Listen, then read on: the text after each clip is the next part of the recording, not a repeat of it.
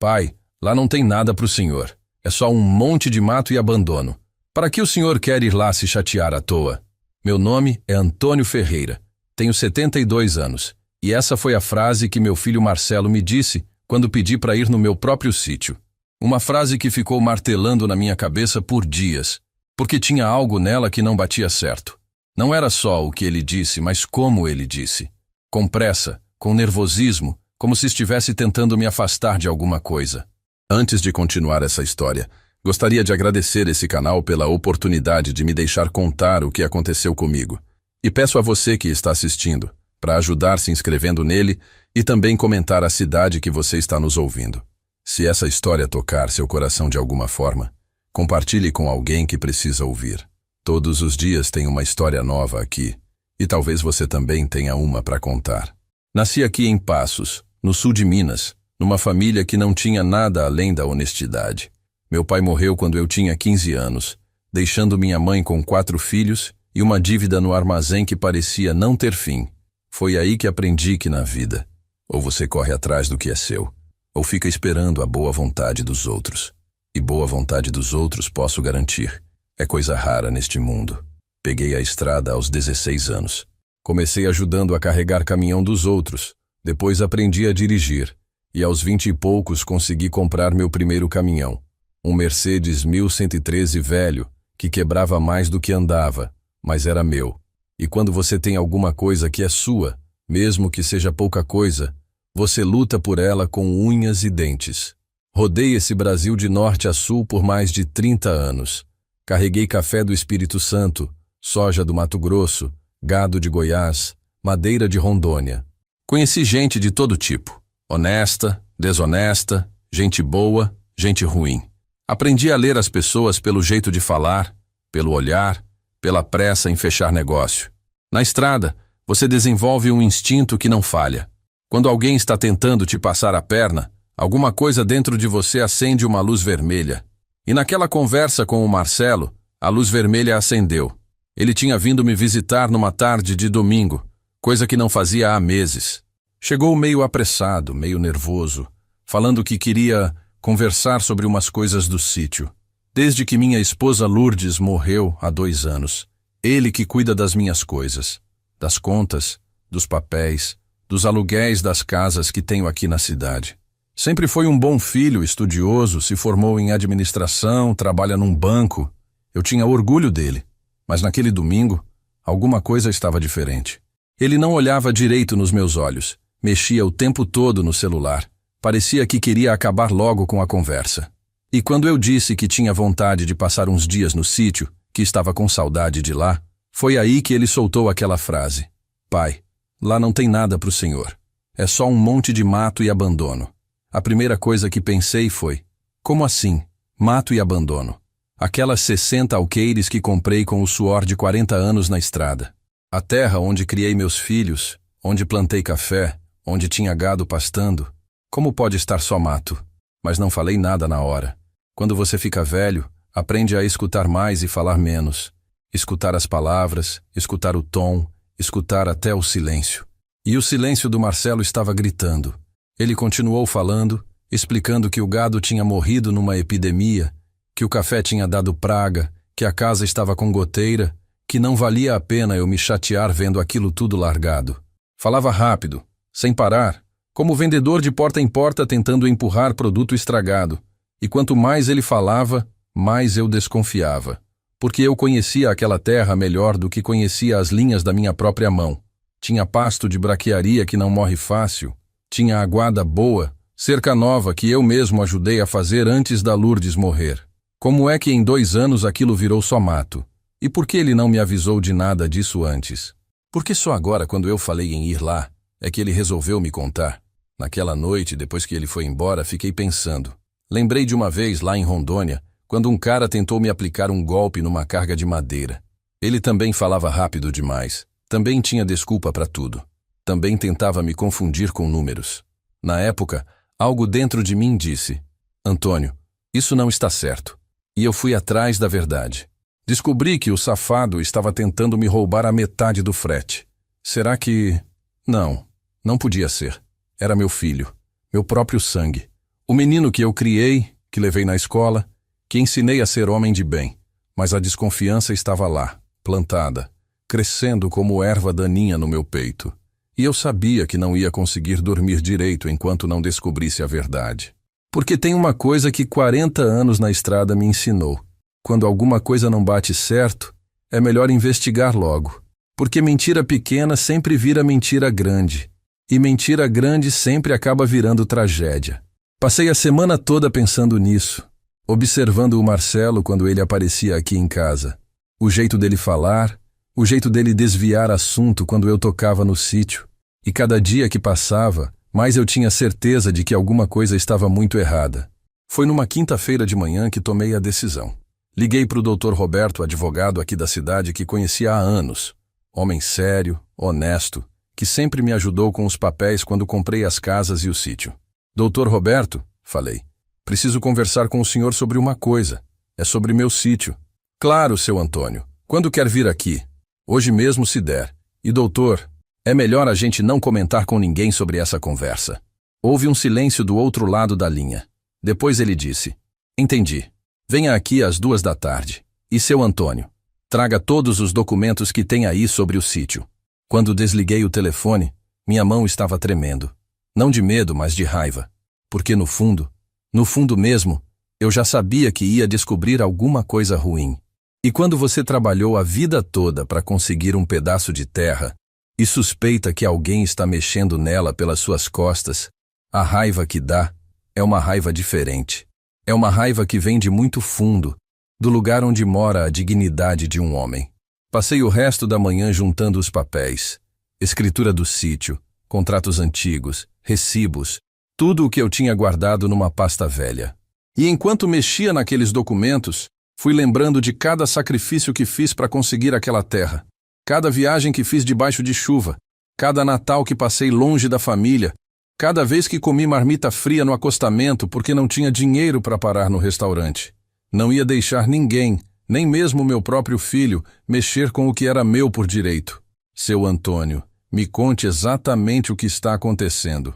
E não esconda nada, porque se tem uma coisa que aprendi nesses 40 anos de advocacia, é que mentira pequena sempre esconde mentira grande. O Dr. Roberto falou isso assim que sentei na cadeira em frente à mesa dele. Era 14h em ponto, e eu tinha chegado com aquela pasta velha debaixo do braço, o coração batendo forte, mas decidido a descobrir a verdade. O escritório dele ficava ali no centro de Passos, numa casa antiga, com aquele cheiro de papel velho e madeira encerada que dá seriedade nas coisas. Respirei fundo e comecei a contar. Falei da morte da Lourdes, de como o Marcelo assumiu tudo, das desculpas estranhas, da conversa de domingo. O Dr. Roberto me escutava em silêncio, às vezes anotando alguma coisa, às vezes franzindo a testa. Quando terminei de falar, ele ficou um tempo quieto, mexendo numa caneta, pensando. Seu Antônio, ele disse finalmente, quantas vezes o senhor foi no sítio desde que seu filho assumiu as coisas? A pergunta me pegou de surpresa. Comecei a contar nos dedos e me assustei com a resposta. Umas 3 vezes só, doutor. E sempre com ele junto, sempre correndo, sempre dizendo que não podia demorar muito. E quando foi a última vez? Faz uns 8 meses. O Dr. Roberto pôs os óculos e abriu a pasta que eu tinha trazido. Começou a olhar os documentos, um por um, devagar. A escritura, os contratos antigos de arrendamento que eu mesmo fazia antes, os recibos de INCRA, ITR. Cada papel que ele olhava, mais séria ficava a cara dele. Seu Antônio, o senhor tem procuração registrada em cartório dando poderes para o seu filho? Tenho sim. Ele disse que era necessário para cuidar das contas, dos bancos, dessas coisas. E que tipo de poderes o senhor deu para ele? Olha, doutor, para ser sincero, eu não entendo muito dessas coisas de papel. Ele levou lá no cartório. O senhor sabe como é, aquele monte de palavra difícil. Ele disse que era só para facilitar, para não precisar ficar me incomodando com cada coisinha. O Dr. Roberto tirou os óculos e me olhou direto nos olhos. Seu Antônio, essa procuração pode dar direito para ele arrendar suas terras, fazer contratos, mexer com a propriedade. Dependendo de como foi feita, ele pode estar fazendo muita coisa sem o senhor saber. Senti um frio na barriga. Como assim, doutor? Bom, vamos descobrir. O senhor tem uma cópia dessa procuração? Mexi na pasta e achei. Ele leu tudo, devagar, movendo o dedo nas linhas. E conforme lia, a cara dele ficava cada vez mais preocupada. Quando terminou, suspirou e balançou a cabeça. Seu Antônio, essa procuração é muito ampla. Dá poder para ele fazer quase tudo com suas propriedades. Arrendar, vender, hipotecar. Praticamente como se ele fosse o dono. O mundo girou na minha frente. Doutor, mas eu confiei nele. É meu filho. Eu entendo, seu Antônio. Mas vamos ver se essa confiança não está sendo mal usada. O senhor me autoriza a fazer umas investigações discretas? Que tipo de investigação? Vou verificar no cartório se tem algum contrato novo registrado em nome das suas terras. Vou ver no sindicato rural se tem algum arrendamento registrado e vou dar umas ligadas para uns conhecidos que mexem com terra aqui na região. Se tiver alguma coisa estranha rolando, a gente descobre. Pensei um pouco. Era meu filho, meu próprio sangue, mas também era minha terra, meu suor de uma vida inteira. Pode investigar, doutor. Preciso saber a verdade. Certo. Me dá uns 3 dias. E seu Antônio, pelo amor de Deus, não comente nada disso com seu filho. Se ele está fazendo alguma coisa errada, não pode saber que estamos desconfiando. Saí do escritório com as pernas bambas. 3 dias para descobrir se meu próprio filho estava me roubando. 3 dias que pareceram 3 anos. Tentei agir normal quando o Marcelo apareceu em casa, mas era difícil. Toda vez que ele falava alguma coisa sobre o sítio, eu lembrava das palavras do Dr. Roberto. Essa procuração dá poder para ele fazer quase tudo. Na segunda-feira, o Dr. Roberto me ligou. Seu Antônio, precisa vir aqui. Urgente. O tom da voz dele me disse tudo. Alguma coisa ruim ele tinha descoberto. Muito ruim. Cheguei no escritório e encontrei ele com um monte de papel espalhado na mesa. Tinha cara de quem não dormiu direito. Senta aí, seu Antônio. O que eu vou te contar não vai ser fácil de ouvir. Sentei e esperei. Ele organizou os papéis e começou. Seu sítio está arrendado há 1 ano e meio. Contrato de 5 anos, registrado no cartório de Passos. Quem assinou foi seu filho, usando a procuração que o senhor deu para ele. Senti o sangue subir na cabeça. Arrendado para quem? Para um fazendeiro aqui da região, o Sebastião Moreira. Ele está plantando soja nas suas terras. O contrato é de R$60 mil por ano. R$60 mil por ano. E eu recebendo do Marcelo apenas 2 mil por mês. Ele dizendo que o sítio só dava despesa. Fiz as contas rápido. 2 mil vezes 12. 24 mil. Ele estava ficando com mais da metade do dinheiro. Tem mais, seu Antônio. Conversei com o Sebastião. Ele disse que o gado que tinha lá foi vendido no ano passado. 15 cabeças de Nelore por R$40 mil. E a casa do sítio está sendo usada como depósito dos equipamentos dele. Agora eu estava tremendo de raiva. Quer dizer que meu filho vendeu meu gado, arrendou minha terra e está mentindo para mim há mais de 1 ano? É isso mesmo. E tem uma coisa pior ainda. Ontem fui conversar com o gerente do banco onde ele trabalha. Discretamente, como se fosse por acaso. Descobri que o Marcelo está com o nome sujo na praça. Deve para o banco onde trabalha. Deve no cartão de crédito. Deve num financiamento de carro. Parece que está usando o dinheiro do arrendamento para pagar as próprias dívidas. Levantei da cadeira. A raiva que sentia era uma raiva fria, perigosa. A raiva de um homem traído pelo próprio sangue. Doutor, o que eu posso fazer? Legalmente, muita coisa. Esse contrato foi feito sem sua autorização específica. Uma procuração não dá direito de fazer contrato de 5 anos sem consultar o dono. Posso anular esse arrendamento e processar seu filho por apropriação indébita. Ele vai ter que devolver cada centavo. E se ele não quiser devolver? O Dr. Roberto me olhou sério. Aí vira caso de polícia. Apropriação indébita é crime, da cadeia. Fiquei um tempo em silêncio pensando. Era meu filho, mas era minha dignidade também. Era meu trabalho de uma vida inteira. Era minha honra. Doutor, primeiro eu quero ir lá no sítio. Quero ver com meus próprios olhos o que esse safado fez com minha terra. Depois a gente decide o que fazer com ele. Quando quer ir? Amanhã cedo. E o senhor vai comigo se não se importar. Porque sozinho eu não confio no que posso fazer quando ver aquilo. O Dr. Roberto concordou. E naquela noite, deitado na cama, olhando para o teto, eu sabia que minha vida tinha acabado de mudar. Porque descobrir que um filho é ladrão é uma dor que não tem remédio. É uma ferida que não cicatriza, mas ia ter justiça, ia ter consequência. Porque comigo, Antônio Ferreira, ninguém brinca de fazer de otário. Meu Deus do céu, seu Antônio. Isso aqui não é mato nem abandono. Isso aqui é uma fazenda de soja em plena produção. O Dr. Roberto falou isso quando paramos o carro na porteira do meu sítio, 6 da manhã de uma quarta-feira. Eu estava preparado para ver coisa ruim, mas não estava preparado para aquilo. Onde antes tinha meu pasto, agora tinha fileiras e fileiras de soja verdinha, plantada com precisão, bem cuidada.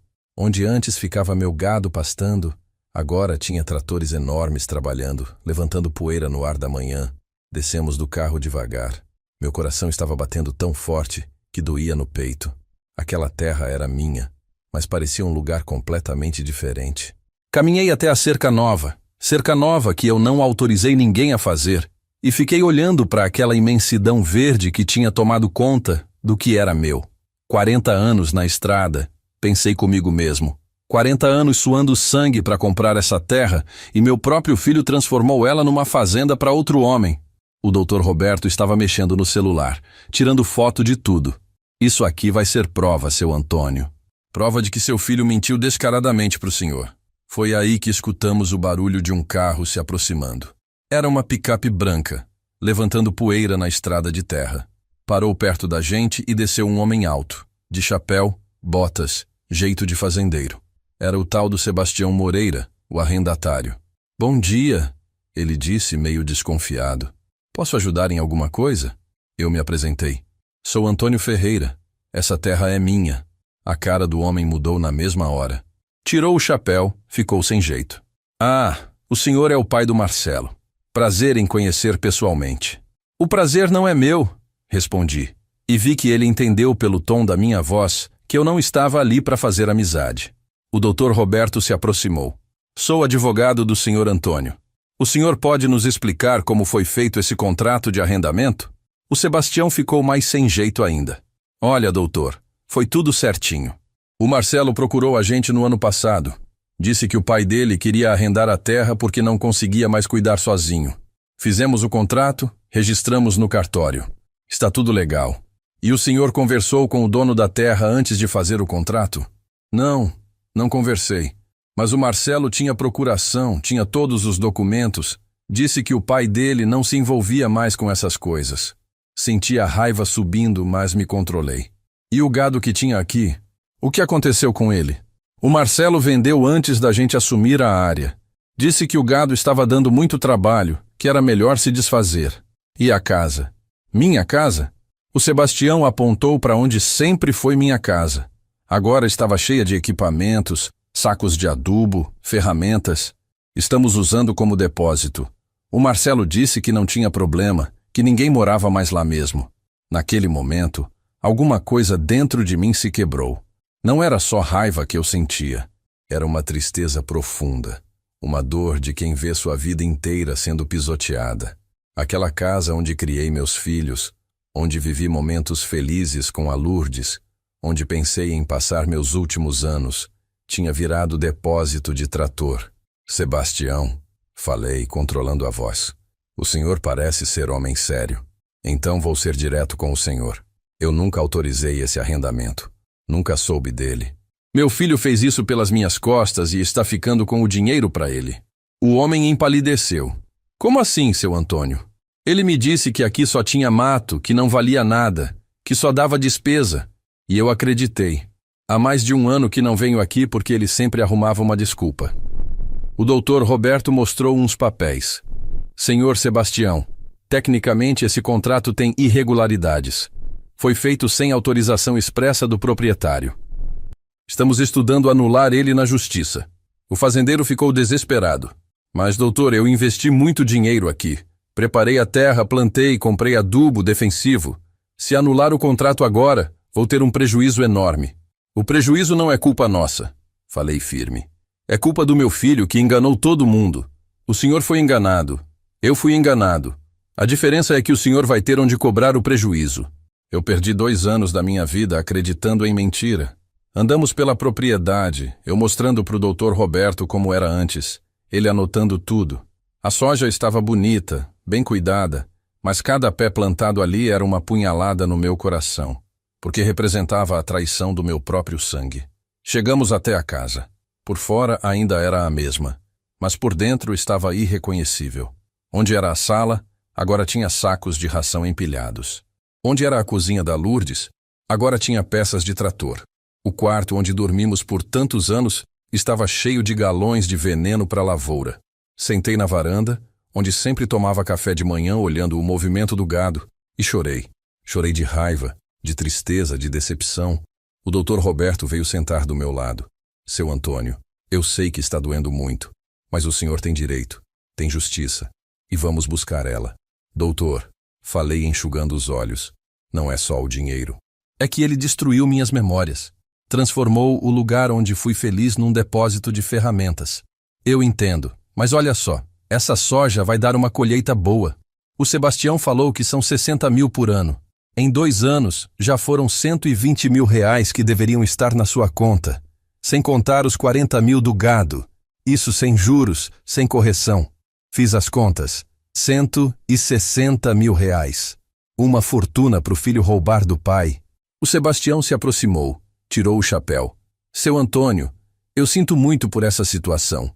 Se o senhor quiser, posso continuar o arrendamento direto com o senhor. Pago certinho, no dia, sem atraso. Olhei para ele.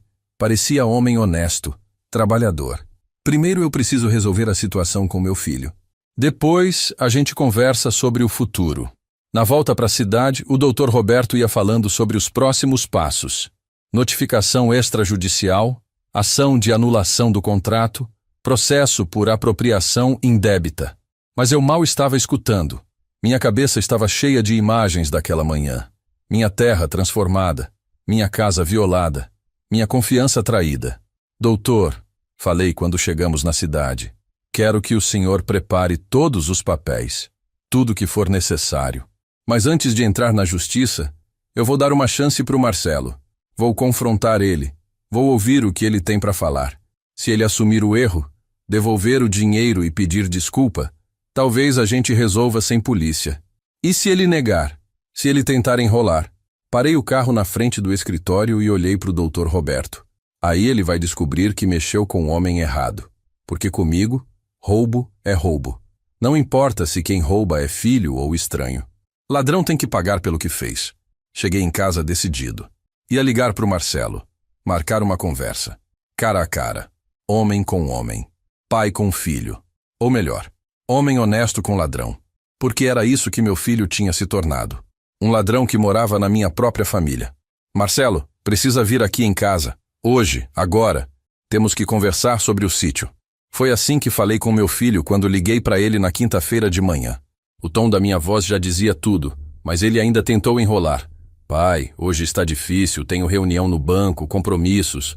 Marcelo, cortei ele. Não estou pedindo, estou mandando. Você vem aqui em 1 hora ou eu vou aí no banco. E acredite, você não vai querer que eu apareça no seu trabalho para falar do que descobri. Houve um silêncio do outro lado da linha. Um silêncio que durou uns 5 segundos, mas que me disse tudo o que eu precisava saber. Era o silêncio de quem foi pego com a mão na massa. Tá bom, pai. Daqui a pouco eu estou aí. Desliguei o telefone e fiquei esperando. Tinha ensaiado aquela conversa a noite toda. Sabia exatamente o que ia falar, como ia falar. Mas quando você vai confrontar o próprio filho por roubo, não existe ensaio que prepare o coração. Ele chegou em 40 minutos. Bateu na porta e entrou com aquela cara de quem não estava entendendo nada, fingindo naturalidade. E aí, pai? Que urgência é essa? Senta aí, falei apontando para a cadeira na frente da minha. E me explica uma coisa. Como é que meu sítio que estava só mato e abandono está plantado de soja e rendendo 60 mil reais por ano? Vi o sangue sumir do rosto dele. Abriu a boca, fechou, abriu de novo. Tentou sorrir, mas saiu uma careta. Pai, como assim? Que história é essa? Marcelo, ontem eu estive lá. Vi com meus próprios olhos. Conversei com o Sebastião Moreira, que está arrendando minha terra há mais de 1 ano. Terra que você arrendou usando minha procuração, sem me avisar. Ele tentou se levantar. Pai, deixa eu explicar. Senta aí, gritei. E ele sentou na mesma hora. Agora você vai me explicar direitinho. E não me venha com mentira, porque eu já sei de tudo.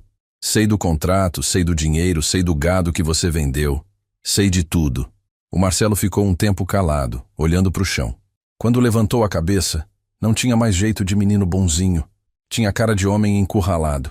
Pai, eu estava com problemas financeiros. Devia no banco, no cartão. Tinha financiamento do carro atrasado. Ia perder o emprego se não pagasse. E isso te dá direito de roubar o pai? Não foi roubo. Eu ia falar para o senhor, mas o senhor estava ainda abalado com a morte da mãe. Achei melhor não preocupar. Não me venha com essa desculpa esfarrapada. Faz mais de 1 ano que você está mentindo para mim, dizendo que o sítio só dava despesa, que não prestava para nada.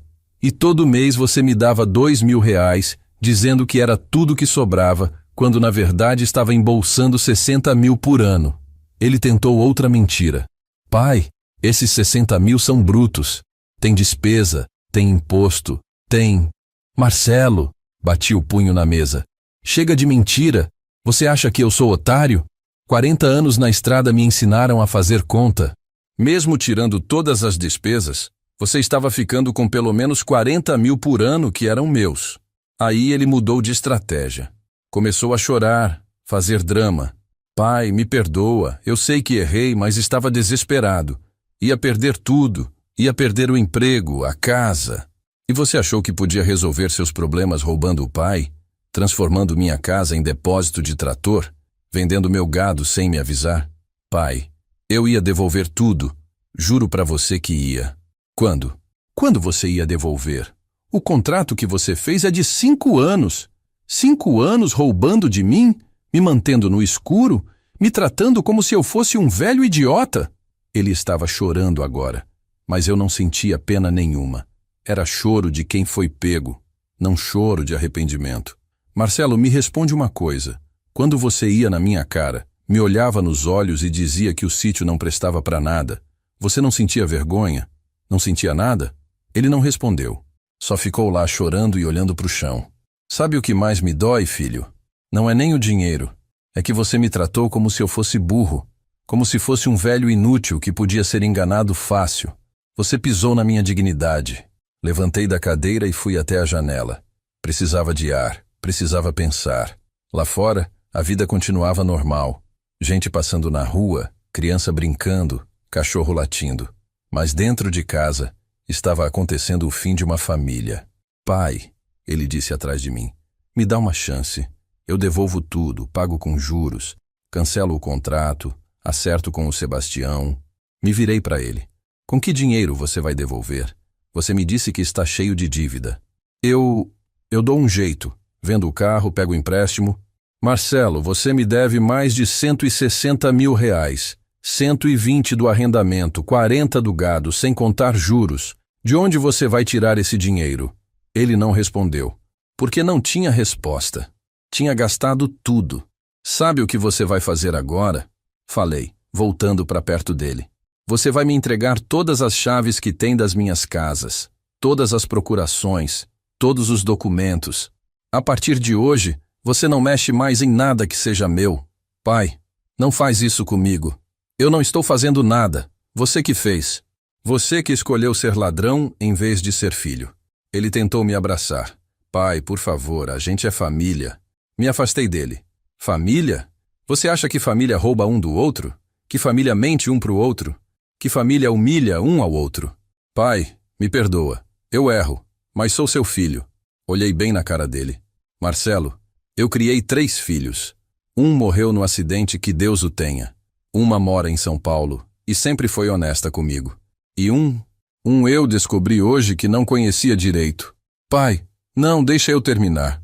Você quer perdão? Quer continuar sendo meu filho? Então devolve cada centavo que roubou de mim. Cada centavo. Até o último real. Aí a gente conversa sobre perdão. Mas pai, eu não tenho como devolver tudo de uma vez. Então você vai ter que explicar isso pro juiz. Porque amanhã cedo eu vou registrar boletim de ocorrência contra você. Por apropriação indébita, estelionato, falsidade ideológica. Ele ficou branco. Pai, não faz isso. Vai acabar com minha vida. Você que acabou com sua vida quando decidiu roubar o pai. Agora vai ter que enfrentar as consequências. Levantei e abri a porta. Pode ir embora, Marcelo. E não volta aqui enquanto não trouxer meu dinheiro. Ele saiu chorando, me pedindo para reconsiderar, prometendo que ia dar um jeito. Mas eu sabia que era só desespero. Sabia que ele não tinha como devolver nada. Fechei a porta e sentei na poltrona. Estava cansado, triste, mas aliviado. Porque finalmente a verdade tinha aparecido. Finalmente eu sabia quem era meu filho de verdade. E não era o homem que eu pensava que tinha criado. Seu Antônio, tem uma mulher aqui querendo falar com o senhor. Diz que é nora sua, que é urgente. A dona Conceição, minha vizinha, bateu na minha porta no sábado de manhã, 2 dias depois do confronto com o Marcelo. Eu estava tomando café, pensando se devia mesmo ir na delegacia na segunda-feira, quando ela apareceu com essa. Nora minha? Mas o Marcelo não é casado. Ela disse que mora com ele há 3 anos. Está aí na calçada com uma criança no colo. Parece que está chorando. Saí para ver do que se tratava. Era uma moça nova, uns 20 e poucos anos, com um bebê que não devia ter nem 1 ano. Estava realmente chorando, com cara de desespero. O senhor é o pai do Marcelo? Ela perguntou assim que me viu. Sou. E você é? Sou a Patrícia. Moro com ele há 3 anos. Esse aqui é o Diego, nosso filho. Levei um susto. Neto? Eu tinha um neto e não sabia? Olhei para a criança que estava dormindo no colo dela. Tinha o nariz do Marcelo, o formato do rosto dele quando era bebê. Entre para dentro, falei. Vamos conversar. Ela entrou. Se sentou no sofá, ainda chorando. Eu fiquei de pé, esperando ela se acalmar para poder falar. Seu Antônio, o Marcelo contou o que aconteceu entre vocês. Disse que o senhor descobriu umas coisas e que não quer mais falar com ele. E o que mais ele contou? Que está desesperado, que vai perder o emprego, que não sabe como vai sustentar a gente. Ontem ele chegou em casa bebendo, falando que a vida dele acabou, que não tem mais jeito. Senti uma pontada no peito. Por mais que estivesse com raiva, ainda era meu filho. E agora descobria que ele tinha família, que tinha uma criança para sustentar. Patrícia, quanto tempo vocês estão juntos? 3 anos, desde antes do Diego nascer. O Marcelo sempre falou que ia me apresentar para o senhor, mas disse que o senhor estava muito abalado com a morte da dona Lourdes, que era melhor esperar um pouco. Mais uma mentira. Ele não me apresentou ela porque sabia que eu ia perguntar sobre dinheiro, sobre como estava sustentando família. E aí as contas não iam bater. E vocês moram onde? Numa casa alugada ali no centro. Mas o Marcelo está atrasado no aluguel há 2 meses. O proprietário já ameaçou despejar a gente. E as dívidas que ele disse que tinha? Ela suspirou. São muitas, seu Antônio. Cartão de crédito, financiamento do carro, empréstimo no banco. Ele ganhou bem uns tempos atrás. Gastou mais do que podia e agora não consegue pagar. Ganhou bem como? Ela ficou sem jeito. Ele disse que eram os investimentos que deram certo. Investimentos? Claro. O dinheiro do meu arrendamento que ele chamava de investimento. Patrícia, você sabia de onde vinha esse dinheiro? Não, seu Antônio. Eu só sabia que ele cuidava das coisas do senhor, que recebia uma comissão por isso. Nunca imaginei que... Ela parou de falar e olhou para mim. É verdade que ele fez alguma coisa errada com suas coisas? Respirei fundo. Não ia mentir para a moça, mas também não ia contar tudo. Patrícia, seu marido usou minha procuração para fazer coisas que eu não autorizei. Pegou o dinheiro que era meu e não me avisou. Ela começou a chorar de novo. Meu Deus, eu não sabia de nada. Se eu soubesse, tinha impedido ele. Eu acredito em você. Você parece moça honesta. Seu Antônio, o que vai acontecer com a gente agora? Ele disse que o senhor vai processar ele, que ele pode ir preso. Olhei para a criança dormindo no colo dela. Meu neto. Um neto que eu nem sabia que existia. Filho de um pai ladrão. Patrícia, me deixa perguntar uma coisa. Você tem família? Tem para onde ir com a criança? Tenho meus pais no interior, mas eles são pobres, mal conseguem se sustentar. E eu não quero separar o Diego do pai dele. E se eu não processar o Marcelo, você acha que ele vai conseguir se endireitar? Ela pensou um pouco. Seu Antônio, eu vou ser sincera com o senhor. O Marcelo está muito abalado. Ontem ele falou umas coisas que me assustaram. Falou que não prestava para nada, que ia ser melhor todo mundo sem ele. Senti um frio na espinha. Conhecia meu filho. Sabia que quando ele ficava desesperado podia fazer besteira. Que tipo de coisa ele falou? Falou que tinha envergonhado a família, que tinha decepcionado o pai, que não via saída. Eu fiquei com medo, seu Antônio. Muito medo. Levantei e caminhei até a janela. Lá fora o mundo continuava igual, mas dentro de casa tudo tinha mudado. Agora não era só sobre mim e meu filho. Tinha uma nora que eu não conhecia e um neto inocente no meio dessa história. Onde ele está agora?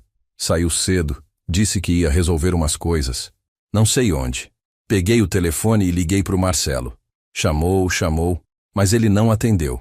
Liguei de novo. Nada. Patrícia, que carro ele estava dirigindo?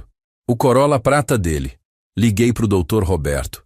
Doutor, preciso falar com o senhor, é urgente. Que houve, seu Antônio? Descobri que meu filho tem família, mulher e filho pequeno, e parece que ele está meio desesperado falando besteira. Quer que eu vá aí? Se puder. E doutor, talvez a gente precise repensar essa história de polícia. Quando desliguei, a Patrícia me olhou com esperança. O senhor vai dar uma chance para ele? Patrícia, não é bem dar chance. É que agora a situação ficou diferente. Tem vocês no meio, tem essa criança. Não posso tomar decisão pensando só na minha raiva. Ela se levantou e veio até mim. Seu Antônio, eu sei que o Marcelo errou. Sei que magoou o senhor. Mas ele não é mau caráter. Ele se perdeu, se atrapalhou com as dívidas. Mas no fundo é boa pessoa. Você acha mesmo isso? Acho. Ele é bom pai. Me trata bem. Trabalha honesto no banco. Só que às vezes faz umas bobagens por desespero. Bobagens. Roubar 160 mil reais do pai ela chamava de bobagem.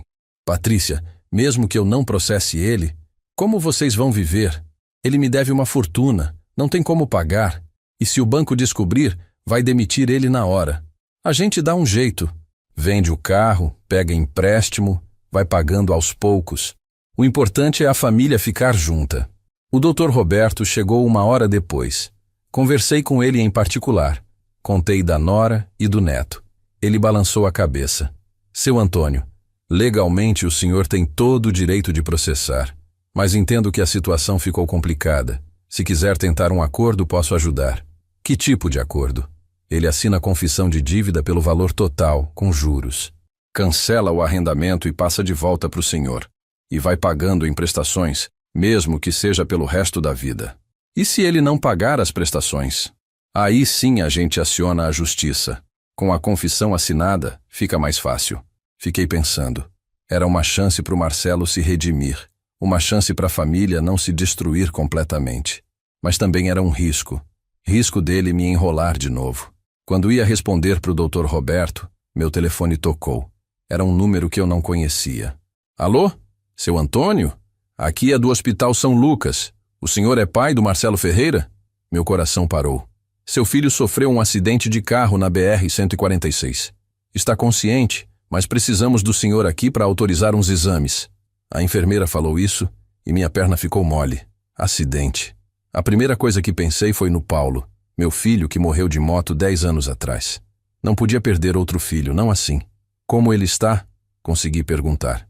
Stable, mas tem ferimentos na cabeça e no braço direito.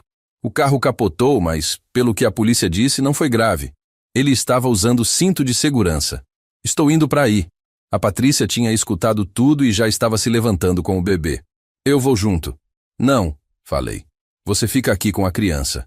Eu vou ver como ele está e depois te ligo. No caminho para o hospital, minha cabeça era um turbilhão. Raiva, preocupação, medo, tudo misturado. Por mais que estivesse decepcionado com o Marcelo, ele ainda era meu filho. E a ideia de perder ele... Não conseguia nem pensar. Cheguei no hospital e corri para a emergência. O Dr. Roberto tinha vindo comigo, porque sabia que eu ia precisar de apoio. Na recepção, uma enfermeira nos levou até onde o Marcelo estava. Ele estava numa maca, com curativo na testa, o braço direito engessado, cara de quem tinha apanhado da vida. Quando me viu, começou a chorar. Pai, me perdoa. Me aproximei da maca. O que aconteceu, Marcelo? Eu estava voltando de Poços de Caldas. Fui tentar pegar dinheiro emprestado com um agiota. Estava desesperado, pai. Não sabia mais o que fazer. Agiota. Meu filho tinha ido procurar agiota para tentar resolver a situação. E aí? O cara queria a escritura da casa como garantia. Eu disse que não podia dar, que a casa era sua.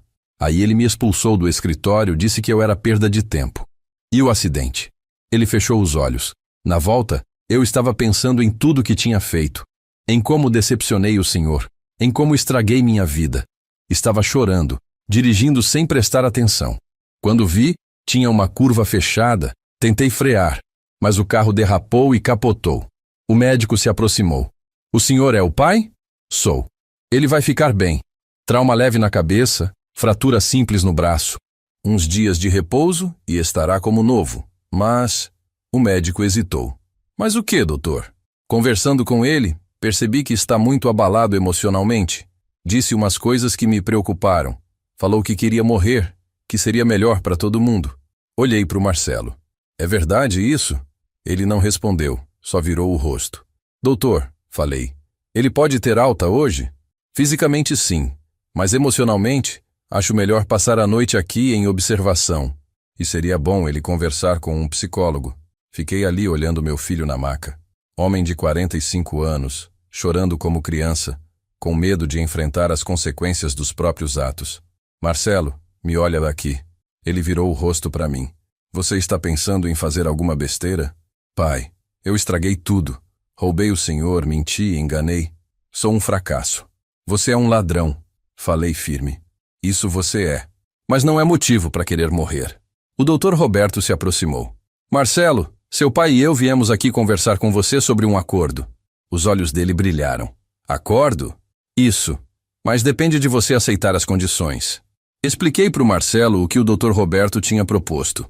Confissão de dívida, cancelamento do arrendamento, prestações mensais pelo resto da vida se necessário. Pai, eu aceito qualquer coisa. Qualquer coisa para não perder minha família. Não é só aceitar, Marcelo. É cumprir. Porque se você descumprir esse acordo, aí sim eu vou te processar. E dessa vez não vai ter conversa. Ele concordou com tudo. Prometeu que ia se endireitar, que ia ser homem de verdade, que nunca mais ia mentir para mim. 2 horas depois, estávamos no escritório do Dr. Roberto. O Marcelo, com o braço engessado e curativo na cabeça, assinando papéis. Confissão de dívida de R$160 mil, cancelamento do contrato de arrendamento, acordo de pagamento em prestações. Marcelo, disse o Dr. Roberto, esse documento reconhece que você cometeu apropriação indébita. Se você não cumprir o acordo, seu pai pode usar isso na justiça. Entendeu? Entendi, doutor, e vou cumprir, juro. Quando saímos do escritório, ele me pediu para ir conhecer a nora e o neto. Eu ainda estava com raiva, mas também estava curioso. Queria ver essa família que ele tinha escondido de mim. Chegamos na casa deles, uma casinha simples no centro da cidade. A Patrícia nos recebeu aliviada, o bebê no colo. Quando vi meu neto acordado, olhando para mim com aqueles olhos curiosos, senti o coração apertar. Oi, Diego, falei baixinho. Eu sou seu avô. O menino sorriu e estendeu as mãozinhas para mim. Peguei ele no colo e senti uma coisa que não sentia há muito tempo. Amor puro, sem complicação. Pai, disse o Marcelo, eu sei que não mereço perdão. Sei que traí sua confiança. Mas juro para você que vou mudar. Vou ser o pai que o Diego merece e o filho que o senhor criou para ser. Olhei para ele. Marcelo, perdão é uma coisa que se conquista, não que se pede. Você quer meu perdão? Então prove que merece. Cumpra esse acordo. Seja homem de palavra. Cuida direito dessa família. Vou cumprir, pai. Palavra de honra. Sua palavra de honra já não vale mais nada para mim. Falei olhando nos olhos dele. Agora você vai ter que provar com ações. Passei o resto da tarde conhecendo minha nora e meu neto. A Patrícia era uma moça simples, trabalhadora, que fazia faxina para ajudar no orçamento. O Diego era uma criança linda, esperta, que sorria para todo mundo. Na hora de ir embora, a Patrícia me segurou no portão. Seu Antônio, muito obrigada. O senhor salvou nossa família. Não salvei nada ainda, respondi. Só dei uma chance. Agora é com vocês. O senhor pode vir aqui sempre que quiser. O Diego precisa conhecer o avô. Pode deixar. Vou vir sim. No caminho para casa, fiquei pensando no que tinha acontecido. Em poucas horas, tinha descoberto que era avô. Quase perdi um filho num acidente. Fiz um acordo que talvez nunca receba. Mas sabe o que mais me marcou? Foi a sensação de segurar meu neto no colo. Naquele momento, Entendi que família não é só sangue, é responsabilidade, é cuidado, é amor que se constrói todo dia. O Marcelo tinha quebrado minha confiança, mas ainda havia esperança. Esperança que ele aprendesse a ser homem. Esperança que meu neto crescesse num lar honesto. Esperança que um dia eu pudesse olhar para o meu filho e sentir orgulho de novo. Mas até lá ia ficar de olho, porque agora não era só minha dignidade que estava em jogo, era o futuro do meu neto também. Pai, não consigo pagar a prestação deste mês. O banco cortou minha comissão por causa das minhas pendências internas. O Marcelo me ligou numa terça-feira, 3 meses depois do acordo. 3 meses. Nem conseguiu cumprir 100 dias direito e já vinha com desculpa para não pagar. Como assim cortaram sua comissão? Pai, eles descobriram que eu estava devendo para o próprio banco. Agora só recebo o salário básico, que mal dá para pagar o aluguel e a comida. Suspirei fundo. No fundo, eu já estava esperando por isso. Leopardo não muda as pintas, como minha mãe sempre dizia. Marcelo, você assinou um acordo, prometeu que ia cumprir. Pai, eu estou tentando, mas as coisas estão difíceis. A Patrícia está grávida de novo, o Diego precisa de médico. A Patrícia está grávida? Está. De 3 meses. Não tínhamos planejado, mas aconteceu. Mais uma criança no meio dessa confusão. Mais uma responsabilidade que ele não ia conseguir bancar. Marcelo, vem aqui em casa, hoje. Vamos conversar pessoalmente. Naqueles 3 meses, eu tinha visitado eles algumas vezes. Via meu neto crescendo, ia levando presente, fruta, às vezes ajudava com algum dinheiro para as despesas da criança. Mas sempre deixava claro que era para o Diego, não para o pai dele. O Marcelo chegou no final da tarde, com cara de cachorro sem dono. Sentou na mesma cadeira, onde 3 meses antes tinha confessado o roubo. Pai, eu sei o que o senhor está pensando, que eu sou um irresponsável, que não presto. E não é verdade? Ele ficou calado. Marcelo, me explica uma coisa. Como é que vocês não planejaram essa gravidez? Vocês não sabem que criança custa dinheiro? Que vocês já estão apertados? Pai, essas coisas acontecem. Não acontecem. Irresponsabilidade que acontece. Falta de planejamento que acontece. Levantei e fui até a janela. Lá fora, o mundo continuava girando. Gente trabalhando, pagando suas contas, criando filhos com responsabilidade. E ali dentro de casa, eu lidando com um filho de 45 anos que ainda não tinha aprendido a ser homem. Pai, o que eu faço? Se eu não pagar o acordo, o senhor vai me processar? Marcelo, sabe qual é o seu problema? Você só pensa nas consequências depois que a merda já está feita. Quando assinou aquele papel, onde estava sua cabeça? Pai, na época eu achei que ia conseguir. Você não achou nada. Você assinou porque estava desesperado, porque não tinha escolha.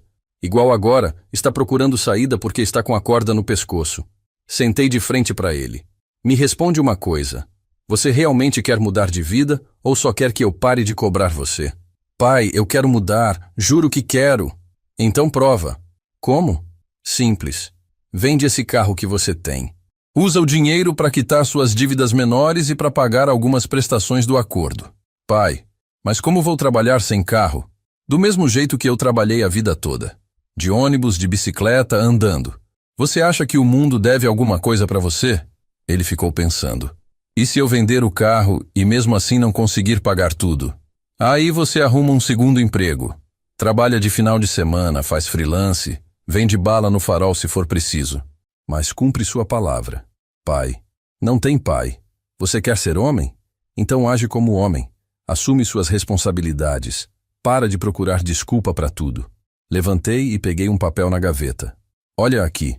Esses são os números das suas prestações. Se você pagar certinho, vai quitar a dívida em 10 anos. 10 anos trabalhando para pagar o que roubou de mim em 2. 10 anos é muito tempo, pai. Deveria ter pensado nisso antes de roubar. Agora aguenta as consequências. Ele ficou um tempo calado, depois falou. E se eu não conseguir pagar? O senhor vai mesmo me processar? Olhei bem na cara dele. Marcelo, você acha que eu vou ficar sendo feito de otário pro resto da vida? Que vou deixar você me enrolar de novo? Não, pai. Então se organize, porque da próxima vez que vier aqui com desculpa, eu pego esse acordo e vou direto na delegacia. Uma semana depois, ele apareceu com a documentação do carro para vender. Estava nervoso, mas determinado. Pai, consegui um comprador. Vai dar para quitar 3 financiamentos pequenos e pagar 4 meses do acordo. E depois? Consegui um trabalho de final de semana, vendendo plano de saúde. A comissão é boa se eu vender bastante. E a Patrícia? Como ela está? Bem. Enjoando muito, mas bem. Ela conseguiu mais umas casas para fazer faxina. Está ajudando. Coitada da moça. Grávida, com criança pequena, ainda tendo que trabalhar para sustentar marido irresponsável. Marcelo, quantos anos você tem? 45, pai. 45 anos. E só agora está aprendendo que na vida ninguém deve nada para ninguém. Que se você quer alguma coisa, tem que correr atrás. Pai, eu sei que demorei para amadurecer. Demorou? Você ainda não amadureceu. Homem maduro não rouba o pai. Não mente para a família. Não faz filho sem ter como sustentar. Parei e respirei fundo. Mas pelo menos agora você está tentando fazer a coisa certa.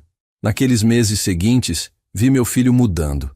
Não da noite para o dia, mas mudando. Vendeu o carro mesmo. Começou a andar de ônibus para o trabalho. Trabalhava sábado e domingo vendendo plano. Chegava cansado em casa, mas estava pagando as prestações em dia. Eu continuava visitando o Diego, meu neto, que estava crescendo lindo e esperto. Já falava vô e corria para me abraçar quando eu chegava. A Patrícia estava na metade da gravidez, barriga crescendo, mas trabalhando que nem uma condenada. Uma tarde, quando fui lá visitar, encontrei o Marcelo estudando na mesa da cozinha. O que é isso, né? Perguntei. Estou fazendo um curso de corretor de imóveis. Se eu conseguir a licença, posso ganhar mais vendendo casa. Quanto custa esse curso? R$ 200 por mês. Estou pagando do dinheiro da comissão do plano de saúde. Olhei para os livros espalhados na mesa. Meu filho de 45 anos estudando de novo, tentando melhorar de vida. É pesado? É. Trabalho o dia todo no banco. Fim de semana vendendo plano e estudo de noite. Mas preciso dar uma vida melhor para minha família. Naquele momento, pela primeira vez em meses, senti um pouco de orgulho dele. Não era o filho que eu queria, ainda não, mas estava tentando ser. Pai, ele disse levantando a cabeça dos livros, eu sei que ainda vai demorar para eu reconquistar sua confiança. Sei que fiz muita besteira, mas juro para você que não vou desistir. Veremos, respondi. Por enquanto, continue cumprindo o acordo. Continue sendo homem de palavra. O resto, a gente vê com o tempo. Porque confiança é igual virgindade. Perdeu uma vez. Nunca mais volta a ser igual. Mas respeito. Respeito a gente pode reconquistar. E era isso que meu filho estava tentando fazer. Reconquistar meu respeito. Pai, preciso falar uma coisa com o senhor. Mas promete que não vai ficar bravo? O Marcelo me ligou numa quinta-feira de manhã, 8 meses depois que começou a cumprir o acordo direito. 8 meses pagando em dia, trabalhando feito condenado, estudando de noite. E agora vinha com essa conversa de, promete que não vai ficar bravo. Marcelo, quando alguém pede para não ficar bravo antes de falar, é porque vai falar besteira. Que foi agora? Não é besteira, pai. É uma oportunidade, mas preciso da ajuda do senhor. Que tipo de ajuda? Tem um cliente meu do plano de saúde que está querendo vender um terreno. É uma pechincha, pai. R$ 15.000, num bairro que está crescendo muito. Se eu comprar agora e esperar uns 2 anos, posso vender por 50, 60 mil. Suspirei. Lá vinha meu filho de novo com ideias mirabolantes. E onde você vai arrumar R$ 15.000? É aí que entra essa ajuda do senhor. Se o senhor me emprestar o dinheiro, eu devolvo em 2 anos com juros. Vai ser um negócio bom para os dois. Marcelo, você está me devendo R$ 160 mil e quer que eu te empreste mais 15 mil? Pai, é investimento. É uma oportunidade única. Quantas vezes eu já ouvi essa história de oportunidade única? Quantas vezes você já me prometeu que ia dar certo? Pai, mas dessa vez é diferente. É sempre diferente, Marcelo. E sempre dá merda. Desliguei o telefone irritado. 8 meses o menino ficou na linha. E eu pensando que finalmente tinha aprendido. Mas não. A primeira oportunidade de fazer besteira de novo, lá estava ele. À tarde ele apareceu em casa. Chegou com uma pasta cheia de papel, foto do terreno, plantas, cálculos. Pai, deixa eu mostrar para o senhor. Olha aqui o terreno. Guarda esses papéis. Não quero ver. Pai, pelo menos escuta. Não.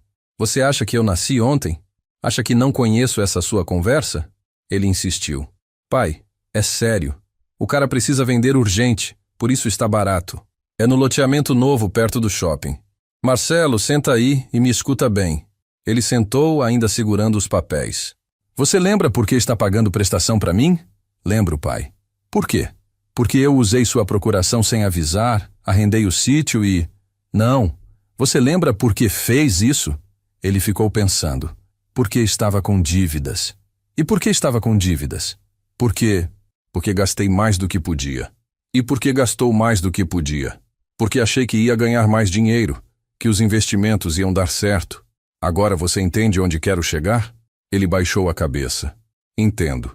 Você está fazendo a mesma coisa de novo, contando com dinheiro que não tem, apostando em lucro que não existe, querendo correr atrás de dinheiro fácil. Mas, pai, dessa vez eu pesquisei. Pesquisou?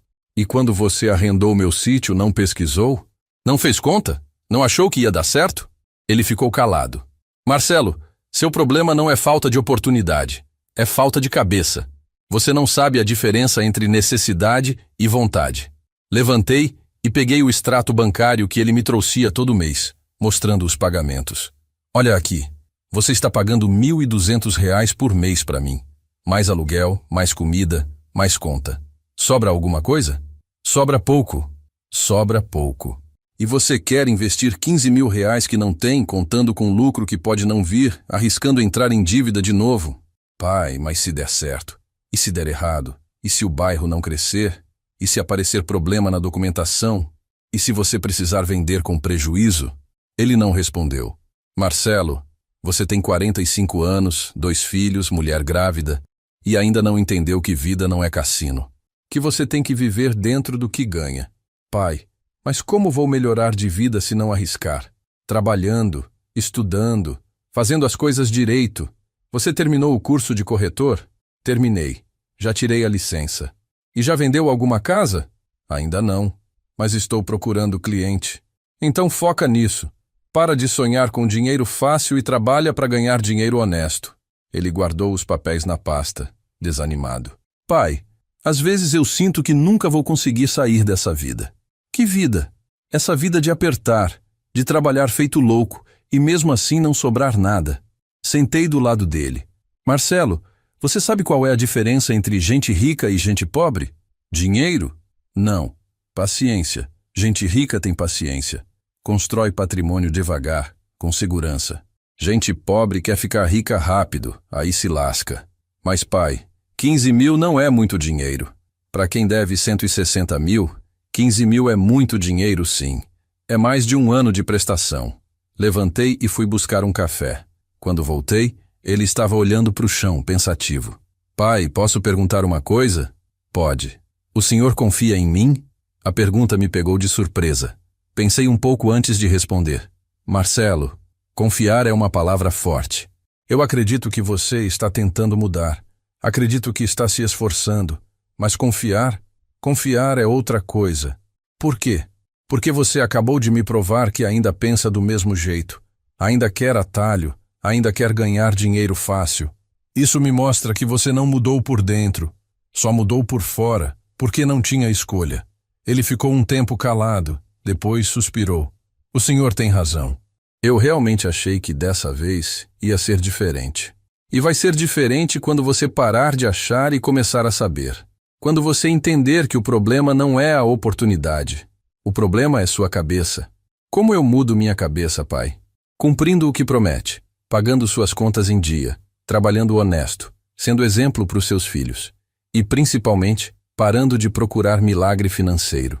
2 semanas depois, o Marcelo me ligou. Pai, vendi minha primeira casa como corretor. Comissão de R$ 8.000. Parabéns. E o que vai fazer com o dinheiro? Vou guardar metade para emergência e usar metade para adiantar umas prestações do acordo. Naquele momento, senti um pouco de orgulho dele, porque pela primeira vez, ele tinha ganhado dinheiro e a primeira coisa que pensou foi em cumprir compromisso, não em gastar. Foi a decisão certa. Falei, pai, obrigado por não ter me emprestado o dinheiro do terreno. O senhor me salvou de fazer besteira de novo. Eu não te salvei de nada. Você que se salvou, quando aprendeu a ouvir conselho. Porque às vezes, Ajudar alguém é justamente não ajudar. É deixar a pessoa aprender a andar com as próprias pernas, mesmo que dê umas tropeçadas no caminho. Vô. A mamãe disse que o papai fez uma coisa muito feia com o vô. É verdade? Meu neto Diego, com 4 anos agora, me perguntou isso numa tarde de domingo. Estávamos no quintal da casa deles, ele brincando com os carrinhos que eu tinha dado. A pergunta me pegou completamente desprevenido. Quem te disse isso, meu filho? Escutei a mamãe conversando com a titia no telefone. Ela disse que o papai roubou o vô e que por isso vocês brigaram. Olhei para o Marcelo, que estava ali perto, pintando o portão. Ele tinha ouvido a conversa e estava vermelho de vergonha. A Patrícia apareceu da cozinha com a Helena, minha neta de 1 ano, no colo. Diego, vai brincar lá dentro, ela disse nervosa. Não, falei. Deixa ele ficar. Ele fez uma pergunta, merece uma resposta. Me abaixei na altura da criança. Diego, seu pai fez sim uma coisa que não estava certa. Mexeu em umas coisas do vovô sem avisar. Mas sabe o que mais? Ele reconheceu o erro e está tentando consertar. Ele vai preso, vô? Não, meu filho. Porque ele está pagando o que deve e aprendendo a ser uma pessoa melhor. O menino olhou para o pai. Papai, por que você mexeu nas coisas do vô? O Marcelo largou o pincel e se aproximou. Estava com os olhos cheios d'água. Filho, o papai estava com problemas e fez uma besteira muito grande. Mexeu em umas coisas que eram do vovô sem pedir permissão. Mas agora você não faz mais isso? Não, filho, nunca mais. O papai aprendeu que tem que ser honesto sempre. Assistindo aquela cena, pensei em como a vida dá voltas. 2 anos antes, eu estava descobrindo que meu filho era ladrão. Agora, ele estava ensinando honestidade para o próprio filho. Naqueles 2 anos, muita coisa tinha mudado. O Marcelo estava no 18º mês pagando o acordo em dia. Tinha virado um dos melhores corretores da imobiliária onde trabalhava. A Patrícia não precisava mais fazer faxina, porque a renda da família tinha melhorado. Eles tinham até conseguido comprar uma casa própria, pequenininha, mas deles. E eu? Eu tinha voltado a administrar meu sítio pessoalmente. Renovei o contrato com o Sebastião, que se tornou um parceiro de confiança. A renda estava boa, as terras bem cuidadas. Até reformei a casa, que tinha virado depósito, e voltei a passar alguns finais de semana lá. Mas a relação com o Marcelo, essa ainda estava em construção. Naquela tarde, depois que as crianças foram dormir, ficamos conversando na varanda. Ele, a Patrícia e eu. Pai, disse o Marcelo, hoje o Diego me fez pensar numa coisa. Que tipo de exemplo eu estou dando para ele? E que conclusão você chegou? Que ele está vendo o pai trabalhar honesto, cumprindo palavra, cuidando da família. Isso é melhor do que qualquer herança que eu podia deixar para ele. A Patrícia sorriu. O Marcelo mudou muito, seu Antônio. Não é mais aquele homem desesperado de 2 anos atrás. É verdade, concordei. Mas ainda falta. Falta o quê, pai? Falta você parar de me chamar de pai como se nada tivesse acontecido. Ele ficou sem entender. Como assim? Marcelo, você pode estar pagando o acordo, pode estar trabalhando direito, mas entre nós ainda tem uma ferida aberta. Você quebrou minha confiança de um jeito que não sei se vai cicatrizar um dia. Pai, eu sei que magoei o senhor. Você não me magoou. Você me traiu, me humilhou, me tratou como se eu fosse um velho burro que podia ser enganado fácil. A Patrícia tentou intervir. Seu Antônio. Não, Patrícia, deixa eu falar. Eu dei uma chance pro Marcelo porque vocês existem, porque tem criança no meio. Mas isso não significa que a gente voltou a ser pai e filho como antes. O Marcelo baixou a cabeça. Então nunca vamos ser? Não sei. Depende. Depende do quê? Depende de você entender que respeito não se compra com prestação paga. Se conquista com atitude, com caráter, com anos de prova. Levantei da cadeira. Você quer saber a verdade? Eu ainda sinto raiva de você. Ainda sinto dor quando lembro daquele dia que descobri sua traição. E não adianta você pagar prestação, trabalhar direito, ser bom pai. Isso não apaga o que você fez. Então nunca vai me perdoar? Parei na porta e olhei para ele. Perdão não é esquecer, Marcelo. É aceitar conviver com a lembrança da traição sem deixar ela me destruir. E isso eu já fiz. Senão não estaria aqui. Mas e a confiança? A confiança. Essa talvez volte um dia, ou talvez não. Só o tempo vai dizer. A Patrícia estava chorando. Seu Antônio, o que a gente pode fazer para vocês voltarem a ser uma família de verdade? Continuar fazendo o que estão fazendo. sendo honestos, trabalhando direito, criando essas crianças com dignidade. E, principalmente, não esperar que eu esqueça o passado só porque o presente está melhor.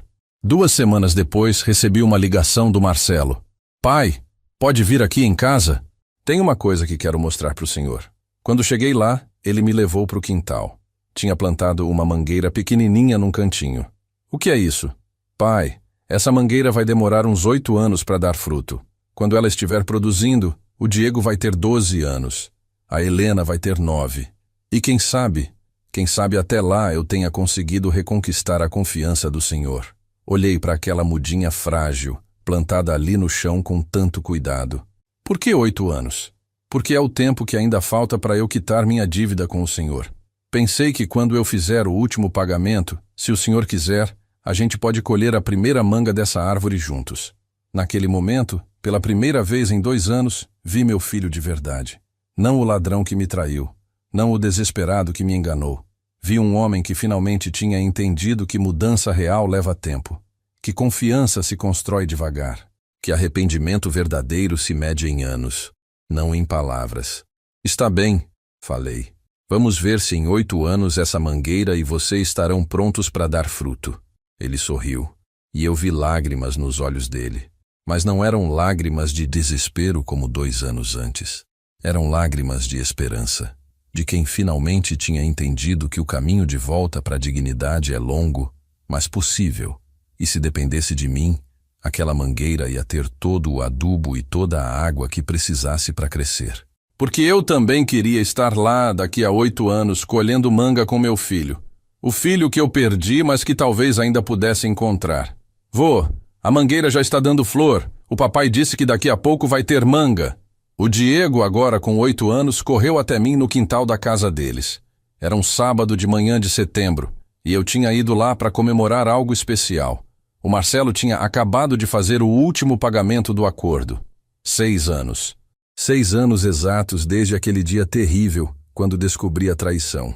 E ali estava eu, vendo meu neto crescido, minha neta Helena brincando no balanço que o pai tinha feito para ela, e aquela mangueira que realmente estava cheia de flores brancas. É verdade, vô, disse a Helena, que agora tinha 7 anos e era a cara da mãe. O papai disse que quando a manga ficar pronta, vamos fazer uma festa para comemorar.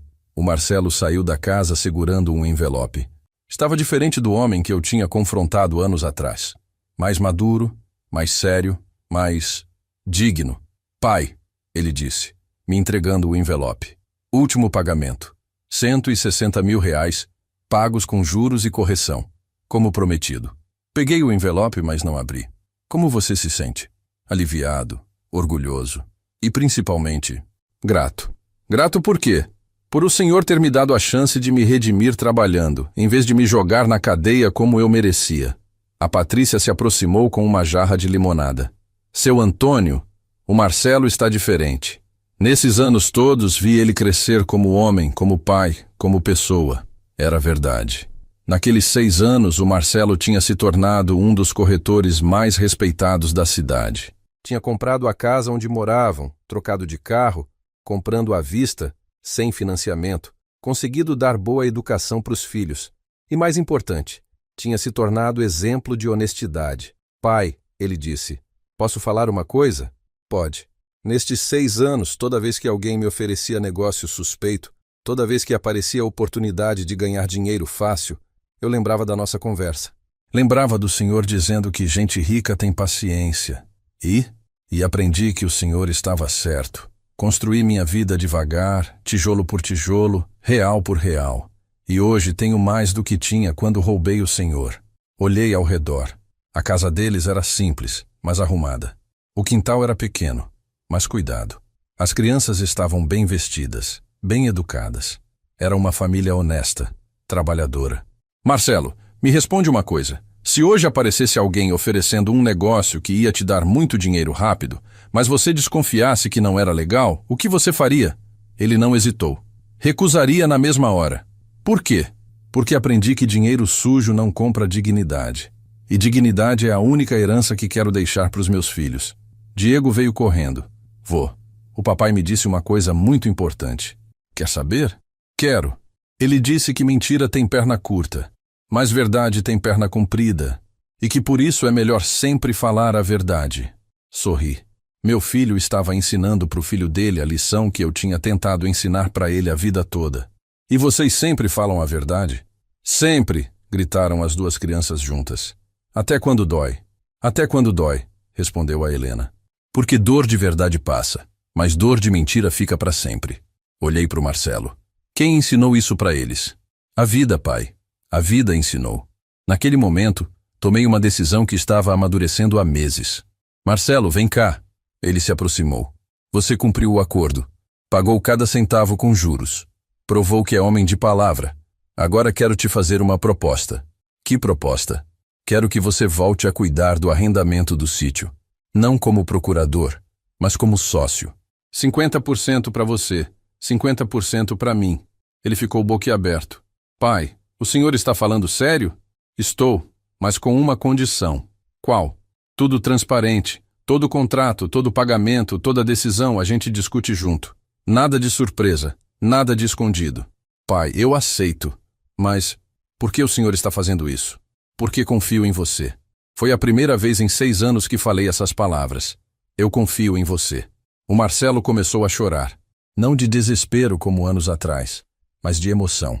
A Patrícia também estava chorando. As crianças não entendiam muito bem, mas sentiam que era um momento importante. Pai, muito obrigado. Juro que não vou decepcionar o senhor nunca mais.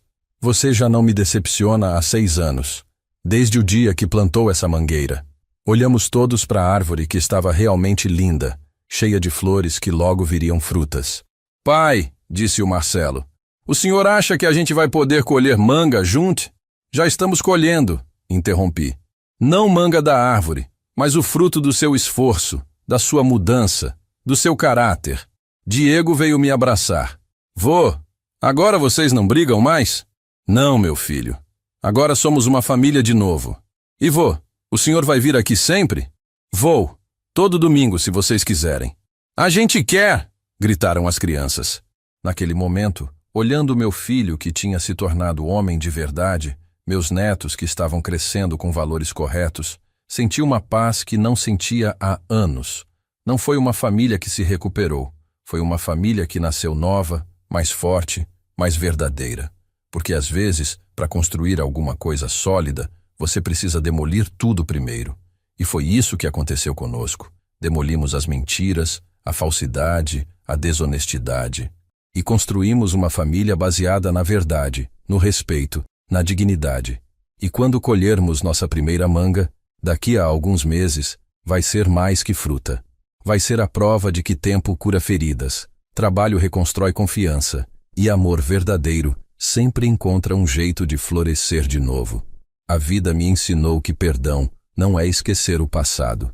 É plantar uma árvore no presente e ter paciência para ver ela dar frutos no futuro. E nossa mangueira? Nossa mangueira está quase pronta para a primeira colheita. Quem quiser saber se essa história tocou seu coração, comenta aí de onde está ouvindo. Se já passou por algo parecido na família, se conhece alguém que precisa escutar isso. Porque família, dignidade e segunda chance são coisas que todo mundo precisa acreditar que ainda existem neste mundo.